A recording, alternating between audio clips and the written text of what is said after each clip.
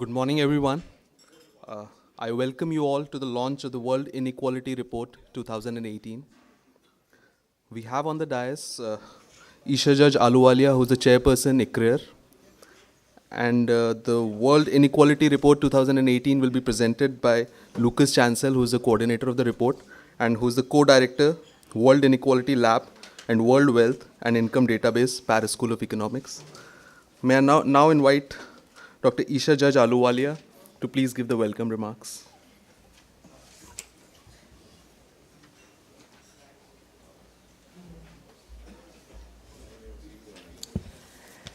Dr. Lucas Chancel and friends, a very good morning.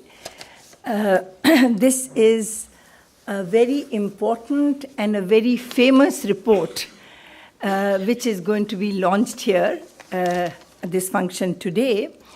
I thought I'll just give a little perspective while welcoming you to this seminar on how inequality has been at the center of the debate on economic development and how it then gave way to poverty reduction and how once again it has emerged as one of the central concerns among development economists and indeed even in industrialized countries.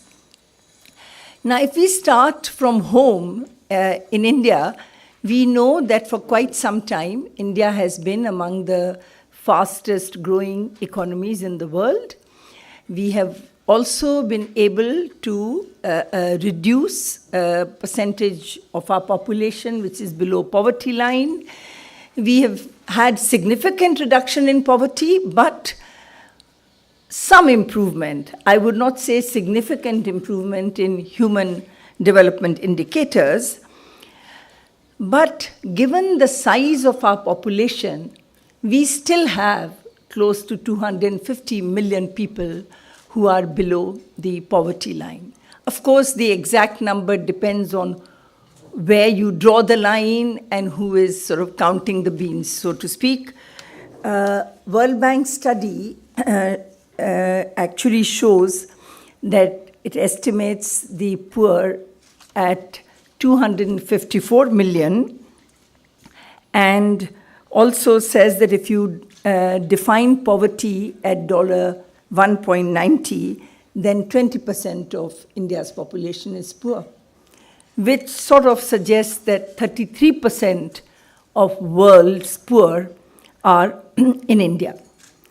Now, if you go back a little bit to World Bank's own focus on inequality, it was in the 1970s that you had the seminal book Redistribution with Growth, which was published by the World Bank under the leadership of Hollis Chenery. And that book really conditioned the thinking of people on the fact that, while you did need growth, you needed to look at the income distribution as well. And somehow the consensus moved in favor of poverty-reducing impact of growth. So the focus really moved from inequality to reduction of absolute poverty. In fact, the argument went something like this. We've all studied Kuznets' curve, in our textbooks. And the argument went that if you have a poor economy and you want to move to a rapid growth trajectory, you will see structural transformation. And as structural transformation takes place and people move out of low productivity agriculture to higher productivity industry and services, these sectors, you will expect inequality to increase. And to some extent, you then need to have direct sort of measures to see that inequality does not get too skewed. But inherently, this was a structural outcome, and you should not worry too much about inequality. So as sort of we went through that, then we came back to how only reducing poverty was not enough, particularly in a democracy. You needed inclusive growth. And that's when in the past 10, 12 years in India, we've been talking of faster and inclusive growth. And inclusive was not just that the poor should be included in the growth process, and that employment should be generated to provide opportunities for more people to come into the fold of the whole growth mechanism, but also inclusive if you have other characteristics that divide the society. So inclusive is not just versus economic, but also backward castes and, a whole dimension of inclusion. And in that context, let me just point out 3 developments that are very much, in our consciousness today. One, the fact that global inequality, if you see across countries, global inequality has actually declined. And in the glow of the Piketty report, somehow, because focus has been on growing inequality in industrialized countries, sometimes this aspect is forgotten, that as India and China lifted many, many people above the poverty line, when you look at inequality between industrialized countries and developing countries, that inequality has declined thanks to globalization. So that's one aspect which we must keep in our mind when we look at inequality within countries, both in the industrialized world and in emerging markets. The other aspect that we have to focus on is that in India, when we talk of increasing inequality, to some extent, this is not just because of the structural transformation that I mentioned earlier. To some extent, this is also because we have not been able to move people out of the informal sector into the formal sector, for a number of reasons that I will not go into. Because of that informalization of growth in India, that has also contributed to inequality, and because the growth itself has not been employment generating, you've had the impact of this growth on inequality.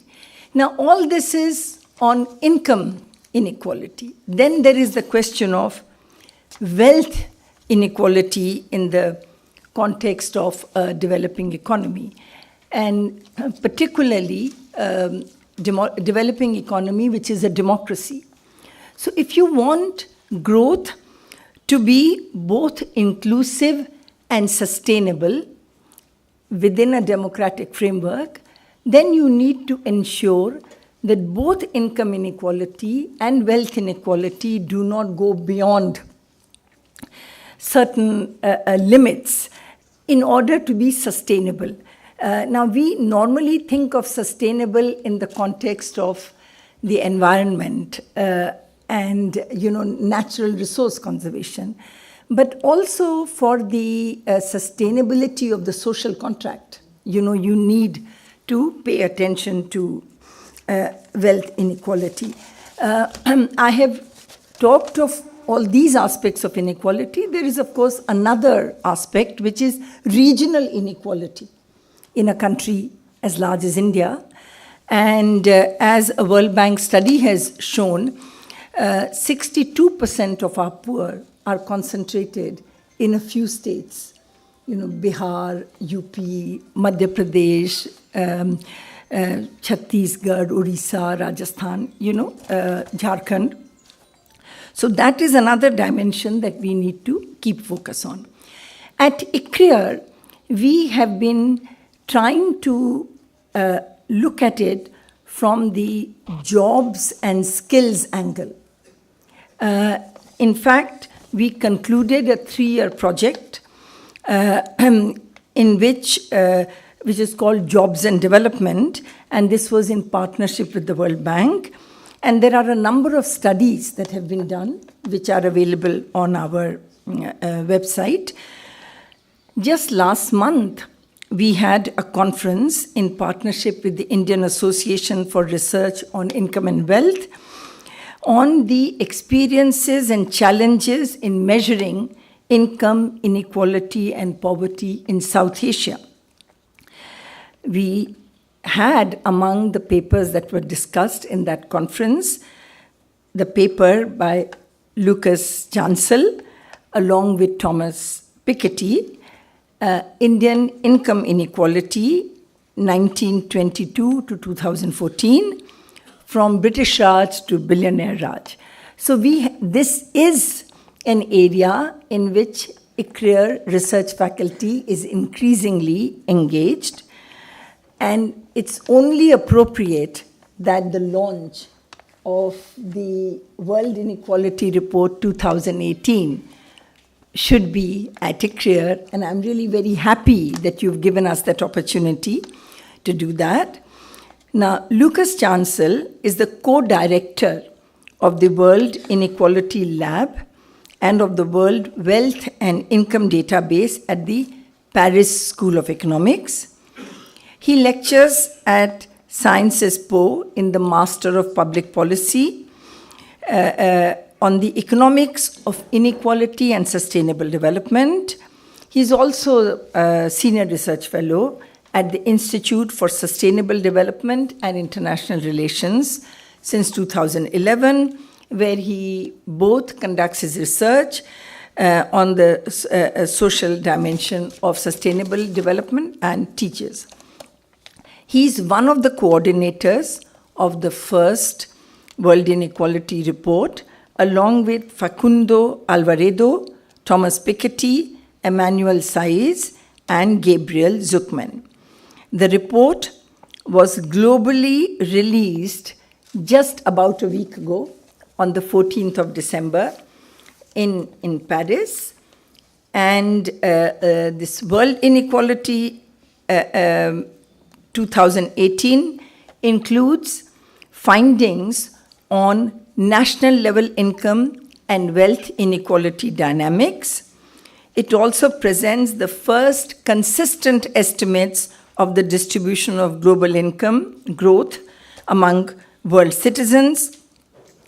The report focuses on a series of policy issues to tackle inequality, including the role of progressive taxation, need for a global financial register, as well as the importance of more equal access to education and good-paying jobs.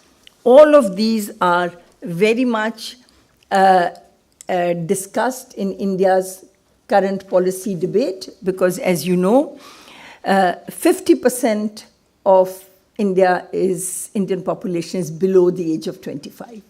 So as a young nation with demographic opportunity ahead of us, it's extremely important for us to ensure that both we skill our population, we provide employment opportunities in high productivity areas, and we manage inequality in a manner that growth is both economically and socially sustainable. So with those words, let me again welcome you all to this morning, which I'm really looking forward to seeing the presentation on the main findings of the report. Thank you.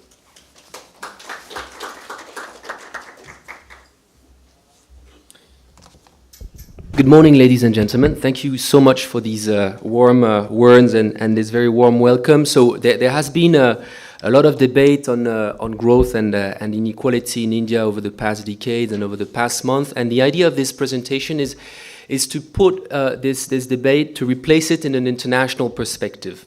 And this is really what we have been trying to do with this first edition of the World Inequality Report. And I think there is no better institution than ICRIER to actually co-host this event. So I'm really delighted to be here, and thank you very much for your presence. So there are three key highlights in this World Inequality Report. I will present them. I will then present the structure of this presentation, which actually goes through the general plan of the report, which is in 5 parts. And I hope we have then ample time for discussion. So basically, first important point, this report is based on WID.world, which is the World Wealth and Income Database. It's the most extensive source of data on the evolution of income and wealth within countries and between countries. And the question of whether global inequality has been increasing or decreasing has just been raised, and I will provide our data on that in a few moments. So this project now regroups more than 100 researchers located over 5 continents, and our aim is really to provide data for public discussion, for academic discussion. Basically, we do not seek to make everyone agree on inequality. We don't have an optimal level of inequality. No, we don't have the precise magical solution to how to solve inequality in all countries.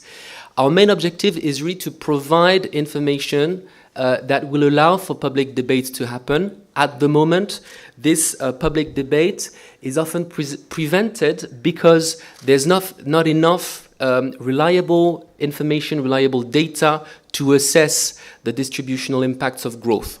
And I will discuss why this is the case at the moment.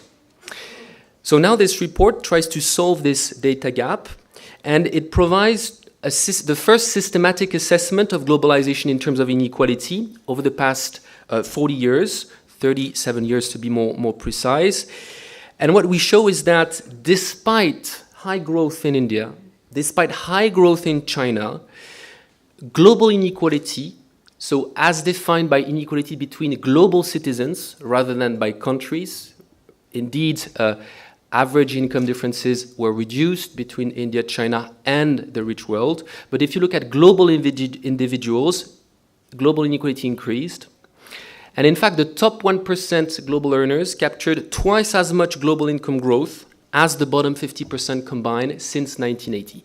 So there's a very important fraction of total growth captured by a very few individuals at the top. I will come back on this result.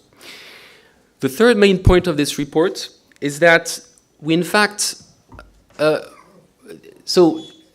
for certain people, this may be a relatively bleak picture, but we're in fact rather optimistic, because when we look at all these countries, we saw a lot of diverging trajectories. Some countries which were much more able to moderate, to limit the rise of inequality than other countries.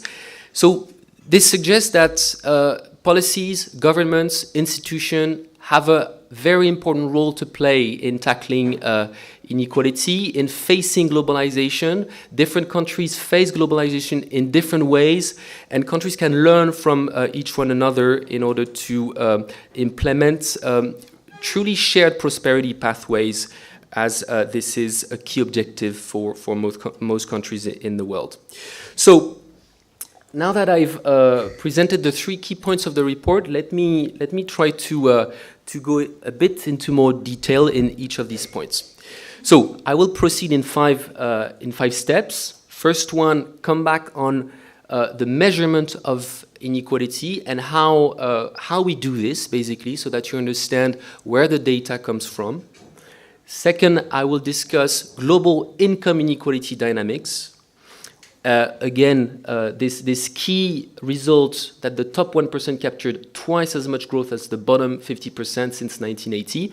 I will do a focus on Indian income inequality on the long run, so from 1922, Indian Income Tax Act to 2014. This is the latest date for which we now have fiscal data that was released in 2016.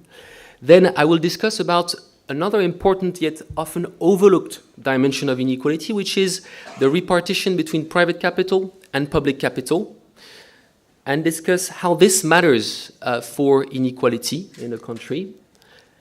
I will then talk about inequality in terms of wealth, concentration among individuals, and not just between the private sector and the public sector, as I will do in part 3. And then I will conclude. And I will, in fact, try to leave most of the policy section for the discussion. All right.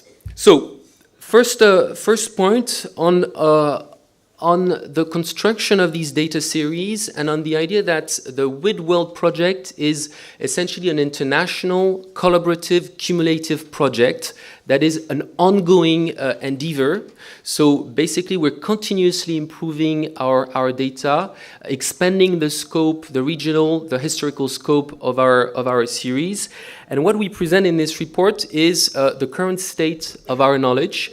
And we feel that it provides an important improvement as compared to official statistics. So let me try to say why. This report and this project is in fact the continuation of a very long body of work that began in the 1950s with Simon Kuznets, one of the inventors of GDP, trying to distribute national income in the USA, and indeed inventor of the Kuznets curve that was mentioned before. And then in the 1970s, Tony Atkinson distributes UK personal wealth across citizens. And in fact, the similarity in these two researchers' methodologies is the use of fiscal data in order to distribute income, to distribute growth.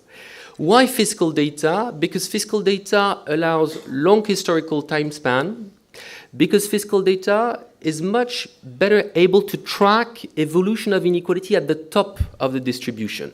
And household surveys generally miss what is happening among rich individuals because there is well-known issues with underreporting at the top, misreporting among top individuals, which actually blur the picture of inequality. And when actually the action takes place at the top of the distribution, if you only look at household survey, well, actually, you will miss a large part of growth, because growth is also largely captured, as I will show later, by these top individuals that are not properly represented by surveys.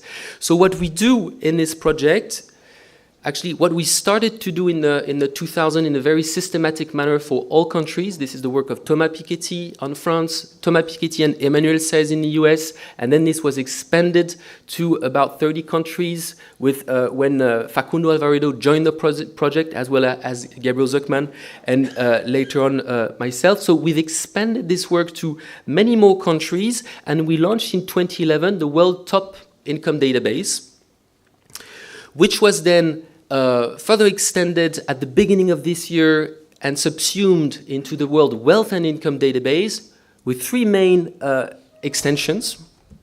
The first one being, we do not only focus on income but also on wealth, because it is indeed a key dimension of inequality. The second, also bearing in mind many of the criticisms and positive remarks and criticisms that were actually brought forward after the publication of Capital in the 21st Century. One of them was, what about the emerging world? There's no discussion of inequality in Capital in the 21st century, or very little discussion of inequality in India, China, Brazil, Russia. One of the reasons for that was lack of recent and long-run fiscal data in many of these countries. And one of the very interesting outcome of this book, which was by many standards a global success, was that it actually put pressure on many governments to release fiscal data. And so over the past years, we've been working to actually treat this data, to harmonize it, and to be able to compare this data and to produce estimates for the emerging world and not only for the rich countries. The second important development is that we don't only focus on the top 1%, but also on the bottom 99%. And indeed, in the end, this is what essentially matters. What essentially matters in the discussion about growth and prosperity is whether or not societies are able to lift the bottom of to lift the level of income of the bottom 50% of the middle class. When we used only fiscal data, when we have only information of the evolution of the top 1%, it is hard to assess these very important questions of what is the growth of the middle class, what is the growth rate of the bottom 50%. So now we're able to cover the entire distribution of income, and this makes a lot of difference. And so as soon as we have not only the rich world, but also the emerging world, when we have not only the top 1%, but also the bottom 99%, well, we can have a global distribution of income. So this is why now we're able to distribute the totality of income growth to the totality of individuals from 1980 to today. And a very rapid final word on the Whitwell database today. So it covers more than 70 countries with detailed income data. And so this represents 75% of global income. So I will discuss afterwards how we reconstruct income estimates for the 25% of national income for which we do not yet have a detailed detailed inequality series.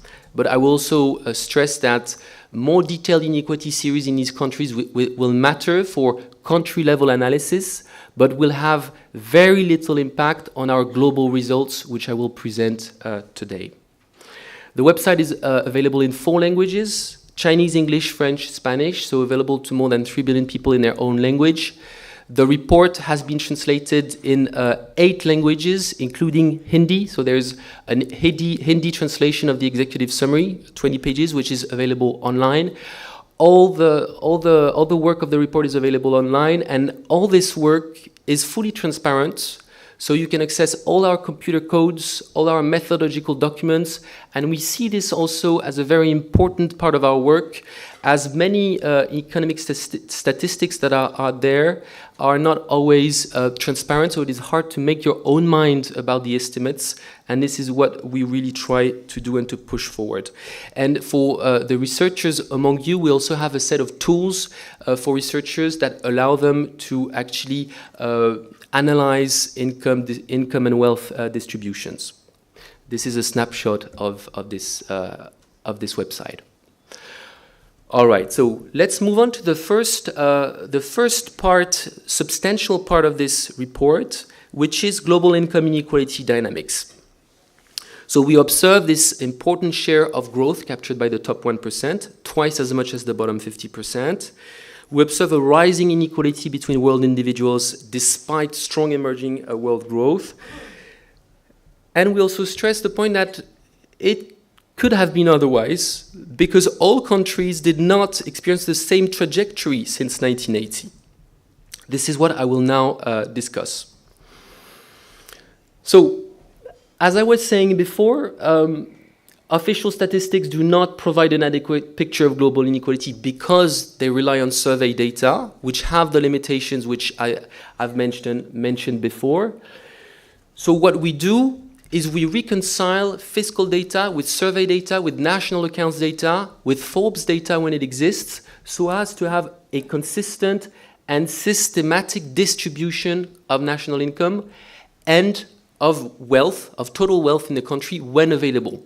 Now, I will show you later estimates of the global distribution of wealth and of its evolution that cover less country than for income. Because for wealth, we're not able to go as far as for income as we do currently. And our aim is really to proceed step by step. That is to only aggregate countries for which we're confident that the results are robust. Our basic finding is that we amplify the so-called global elephant curve, which some of you may have already seen, which was found by Chris Lackner and Branko Milanovic from the World Bank, except we use more systematic tax data and a much larger country coverage. Okay, so here are the building bricks of our global income distribution. So we have detailed data for China, large European countries, USA, India, Russia, Brazil, Middle East. As I said, all these cover 75% of world income.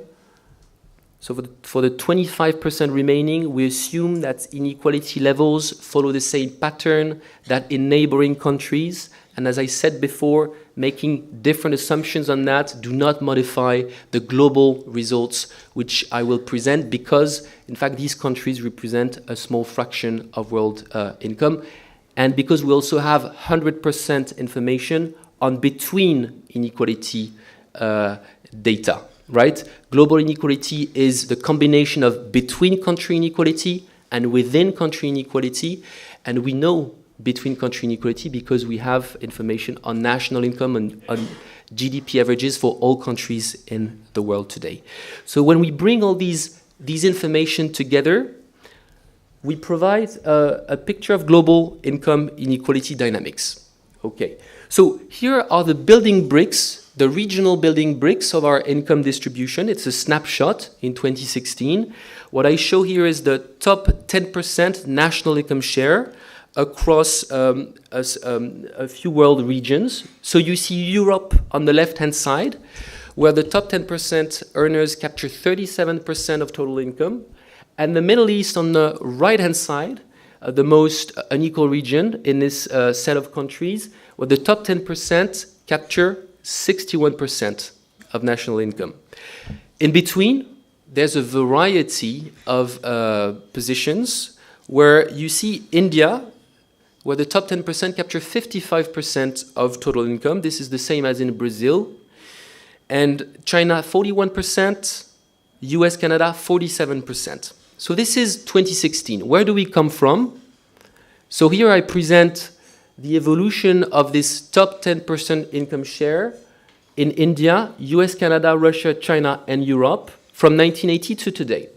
So what do we see in this graph? We see that there's a rise in the level of inequality in all these regions, but that this rise occurred at very different speeds. For instance, Russia was the most equal country in this subset in 1990, nothing very surprising. But the rapidity and the brutality of the rise in income inequality is very striking in Russia. In just 5 years, it turned from the most equal country to the most unequal country. Now, if you look at Europe, the rise in inequality was relatively low. The top 10% income share increased from 32% to 37% over the period, whereas in India, the top 10% share increased from 31% to 55% of the period. The rise was also very important in the USA and more moderate in China.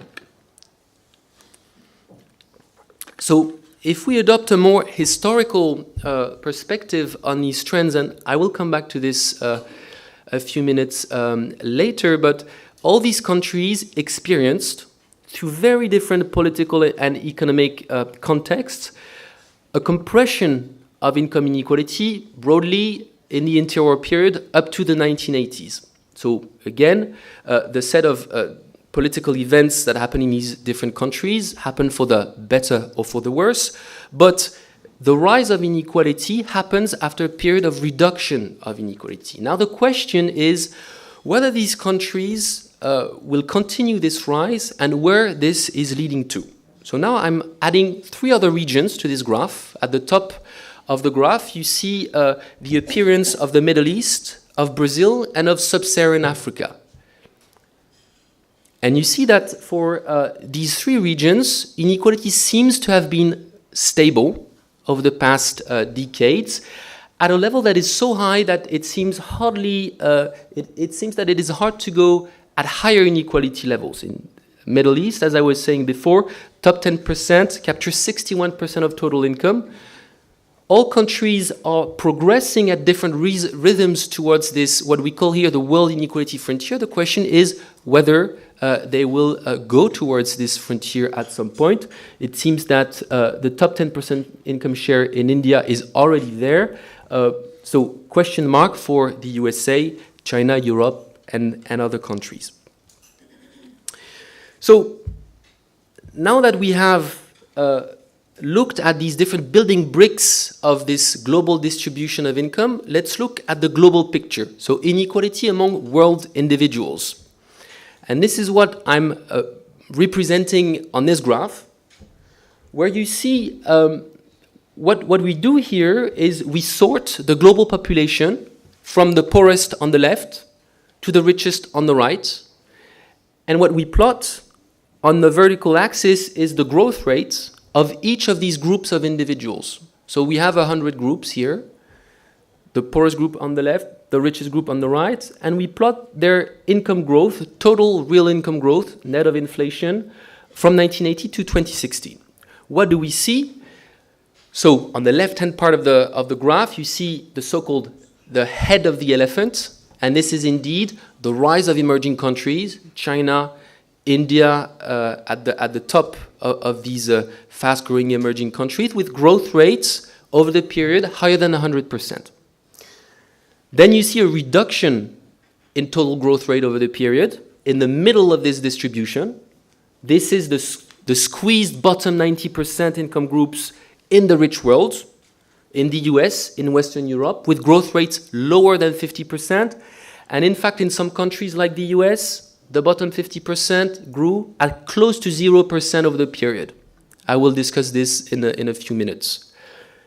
But then if you go to the right-hand side of the graph, towards the top 1%, you see a sharp increase in growth rates, with growth rates higher than 200%.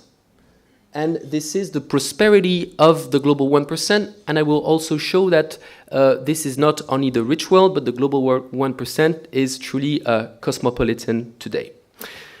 Now, one may ask a very important question here is, does it really matter? Does the sharp increase of the top 1% really matter from a macroeconomic perspective? In the end, it's just a small fraction of world individuals, so perhaps they were able to grow at a high rate, but this doesn't necessarily mean that they capture an important share of growth. So this is a truly essential question here, and we assess it with this graph. So basically what we show on this graph is the same data, except that instead of sorting the horizontal axis where we give each group of equal population size an equal space on the graph, we now give to each group of equal population size a share of the length of the axis that is proportional to the share of growth captured by this group. So just one example. In the previous graph, the top 1% only represented 1 point, because that was 1% of the global population, 1% of the length of this horizontal axis. Now the top 1% represent 27% of the axis, close to 1/3, because it captured 27% of total growth over the period. Now when you do this kind of representation, you also see the bottom 50% of the world population that is completely squeezed to the left-hand side of the graph, because it only captured 12% of total growth. So that's one way to answer the previous question. Did the rise of the global 1% matter? Yes, it did. It matters a lot, because the top 1% captured twice as much, actually more than twice as much growth as the bottom 50% combined. Now this kind of representation is useful, it's very interesting, but squeezing completely half of the world population on the left is problematic. So what we adopt in the following graph and in the subsequent graph in this presentation and this report is a mixed representation of the two previous graphs, where we give space to the bottom 50%, but we also stretch the top 1% so that we are more able to see the dynamics of income that happen at the top of the distribution. So here is our global elephant, where you see the prosperity of the top 1%, and you see that the bottom 50% grew at high rates, but that actually it only captured 12% of total growth. So how do we construct such an elephant, such a graph? Well, this graph actually comes from the combination of two realities, of two stories. First story, which happened in the rich world. what I call here the Cobra of growth and inequality in the Western world. Same graph, that is, we sort the population from the poorest on the left to the richest on the right, and we plot the income growth rates for all the different groups. Here we look at USA, Canada, and Western Europe. And you see very low growth rate for most of the population, and then growth rates skyrocket at the very top of the population, at the very top of the income distribution. And you see that in the Western world, growth was even more concentrated at the very top than at the level of the world. So almost 3 times more growth for the top 1% than for the bottom 50%. So that's the so-called Cobra curve of growth in the Western world.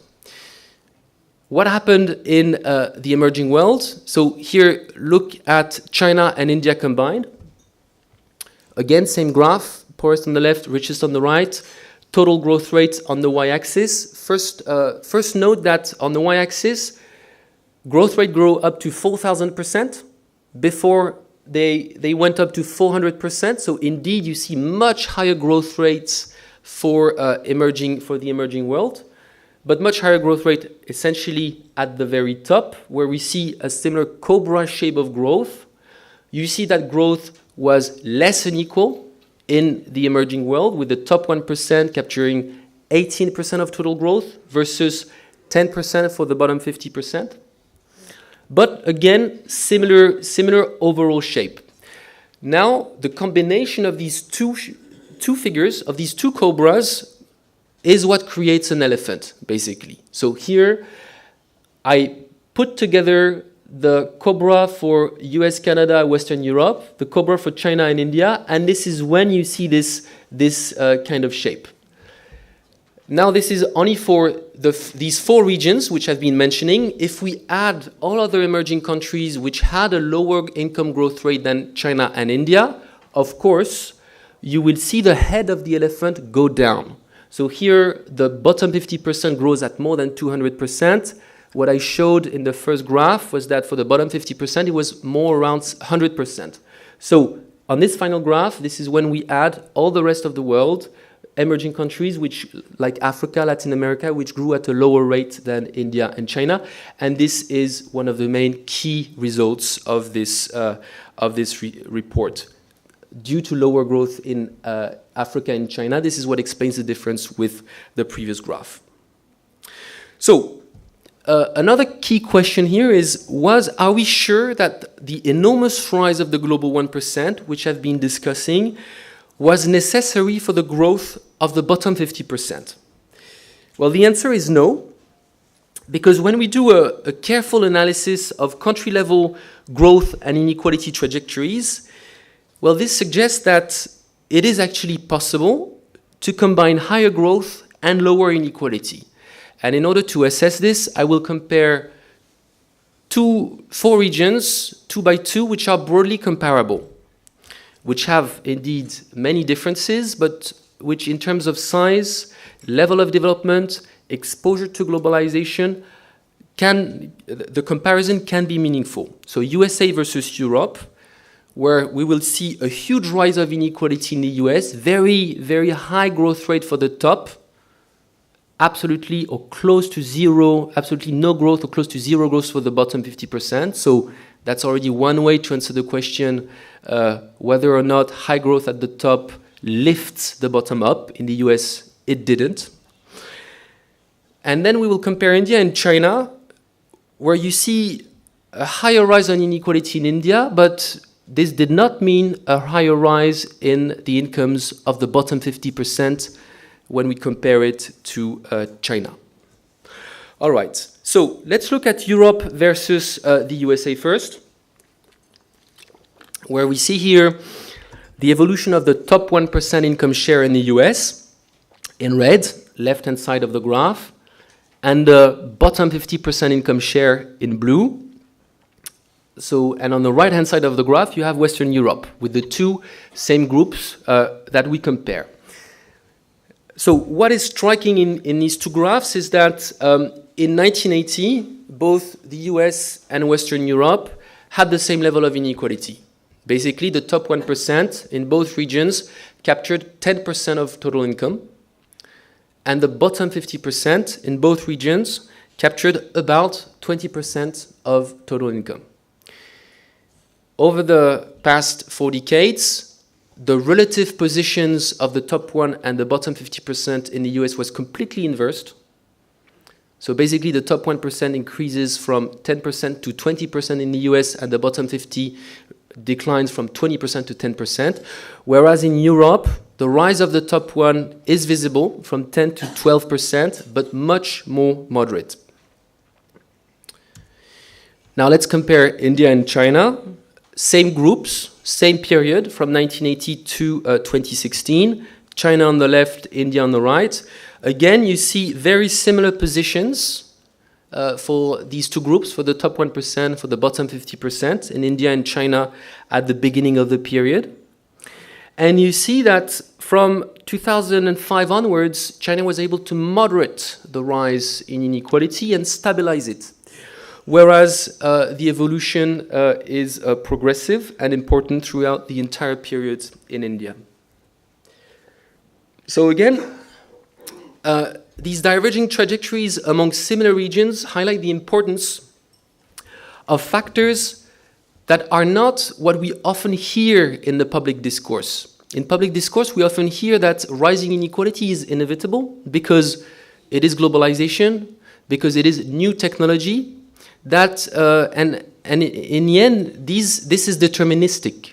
We cannot fight against this rise if we accept globalization and if we accept iPhones coming into our lives. What these comparisons suggest is that, in fact, because these countries face the same exposure to globalization, the same exposure to technological change and innovation, well, it's other causes that we should look at.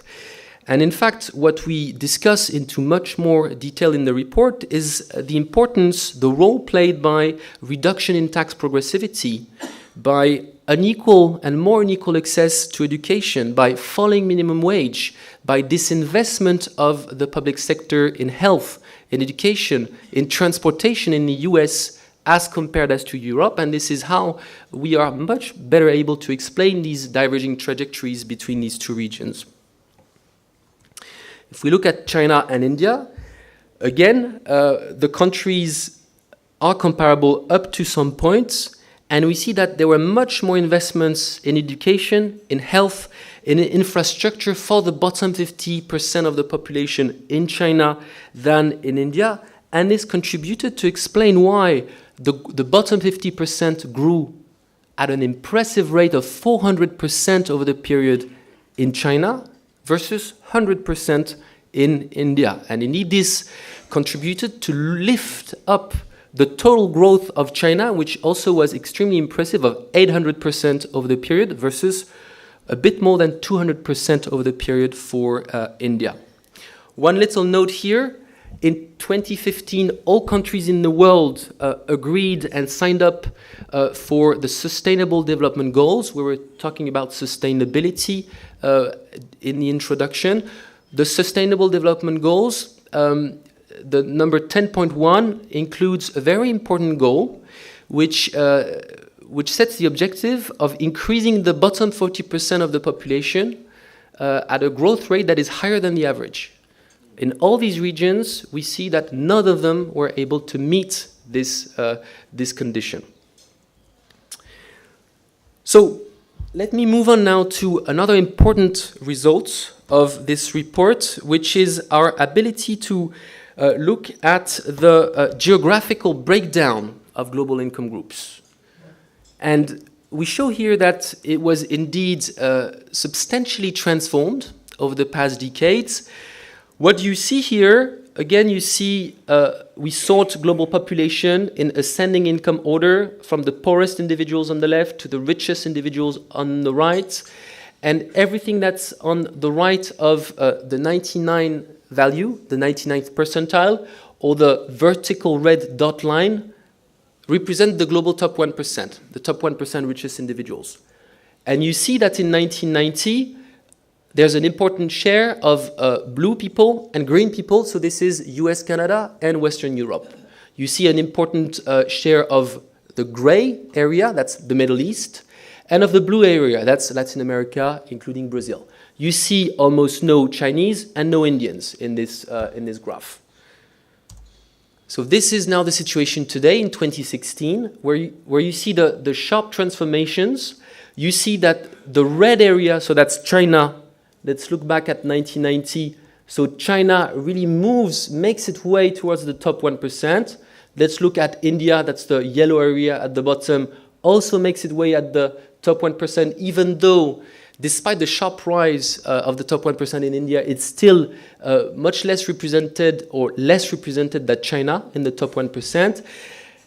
And let's also focus on this very interesting country group of individuals, Russia, very highly concentrated in 1990 and now spread over the entire world distribution. That's the purple area, third from the top. You see the changing, the stretching of the distribution of Russia in the global income distribution. So I would like to focus on this yellow area. So that's the Indian, the richest Indian individuals within the global income distribution. If you look at surveys, household surveys from the World Bank, you almost do not see this area at all because of the underlying problems of surveys, which I was referring to at the beginning. Because surveys are not able to properly account for incomes and wealth at the top of the distribution. So this is what I would like to focus on for a few minutes, is a country focus on India, which in the report we have 12 different country focuses on China, on Brazil, on Europe, on the US, but indeed I won't go into this level of detail today. So what we see in India is that after a historical decline in inequality from basically 1942 the early 1980s, we see a sharp rise in the top 1% income share, which now captures 22% of national income in our benchmark estimates, and that's a historical high since the creation of the Income Tax Act in 1922. Since the mid-1980s, the beginning of liberalization and deregulation, the top 1% actually captured more growth than the bottom 50% combined in India. Now we want to stress that these new estimates of income inequality in India are, according to us, more reliable than surveys, but that the quality of data, of inequality data in particular in India, remains poor.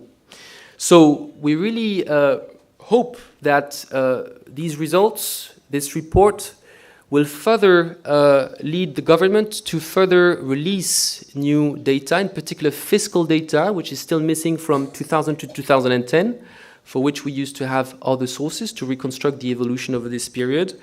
Because without this kind of data, it is very hard to have an informed public debate on growth and prosperity. So this is what we would not be able to see if we were only using survey data, the yellow area. And this is the evolution of the top 1% income share from 1922 to 2014, when the tax data stops. We see that the top 1% sharply rises from the mid-80s onwards, and that it is back to a historical high. Now, what about shining India since the 1980s? What I show here is average decennial growth rates for different groups of the population. Here, the full population in gray and the bottom 50% in blue. What we show is that there is indeed a faster growth in the 2000s, in the 2010 for the bottom 50% than before. And this is non-negligible, and this is what led to important reductions in poverty. However, these growth rates were much lower than the full population. So, arguably, we can say that Shining India, well, we should at least moderate the term for the bottom 50% of the population. So was it a phenomenon for the middle 40% of the population? This is what we show on this graph. We see the same curve on the top, the full population, which grows at a much faster rate. So the full population is the average, indeed. Much faster rate in the 2000 and 2010 than in the 1990s. But the middle 40% also grows lower than average. So then, who benefited from this high growth? Well, let's look at the top 10%. And indeed, here we see a much faster growth than average for these groups, for the top 10%, for the top 1%. And in fact, this growth was essentially concentrated at the very, very top. I will skip this table in the interest of time and just focus on this one, where we see the share of growth captured by income group from 1980 to 2014. In India, the bottom 50% captured 11% of total growth, and the top 0.1%, 12% of total growth. Let's compare with China. Bottom 50% captured 13% of total growth, top 0.1%, 6% of total growth. If you look at the US, the US situation on the right-hand side of the graph, well, it's even worse than India. The bottom 50% captured only 1% of total growth, close to zero. And the top 0.1, 18% of total growth. But this is not necessarily a good example to follow indeed. So France performs slightly better. But again, you see here that the underlying behind that is that in none of these countries, the bottom 50% was able to grow faster than the average. All right. So how much time do we have left for the presentation? I think we started a bit late. How much would you like? Another 5 minutes? Another 5-10 minutes? 10. Perfect. So how do we change a very unequal growth trajectory to a more equal one? Well, we stress in the report the importance of investments in education, in health, in transportation, in the fight against pollution, which, if not tackled properly, will further increase income inequalities in the future. And in order to do so, well, there's another pretty alarming trajectory, which we highlight in the report. It is the decreasing share of public capital in national capital, which we observe in rich and emerging countries since the 1980s. And this very basic repartition of national wealth between private wealth and public wealth, and basically what is public wealth or public capital? It's the sum of all public assets, so like schools, like roads, like hospitals, plus the equity held by the governments, minus the debts of the governments. And private capital is the sum of private assets minus the debts of the private sector. Well, this basic distinction is very simple, but often overlooked, and it matters a lot for inequality. Let me try to rapidly discuss why and what were the evolutions over the past decades. So, we show that since 1980, there were large transfers of public wealth to the private sector in all countries. Indeed, in countries that moved out of communism or of very high regulation. In the case of China or Russia, the shift is indeed spectacular and no surprise. But you also see strong movement and transfers of public capital to the private sector in the rich world as well. This is what I show in this graph, which is perhaps the second most important, or if not the first most important graph in this report, where you see on the top, the spaghettis on the top, is the evolution of private capital in rich countries expressed as a value of national income, so percentage of national income. So private capital, so again, all private assets net of debts increased from about 300% of national income, so that's equivalent to 3 years of national income in the 1980s, and this rises up to about 5 years of national income, okay? So 500% of national income today. And you see that, you know, there were bubbles in Japan, in Spain, there was the financial crisis in 2008. And in fact, these events do not alter the long-term trend of the rise in private capital. Now, the rise in private capital is, in a sense, not a bad thing at all, but it poses new questions on the distribution of wealth, because private capital always tends mechanically to accumulate and to be more concentrated than income. And the reverse side of the story is the decline in public capital, which declines from about 70% of national income, or about 100%, about a year of national income, to zero in rich countries.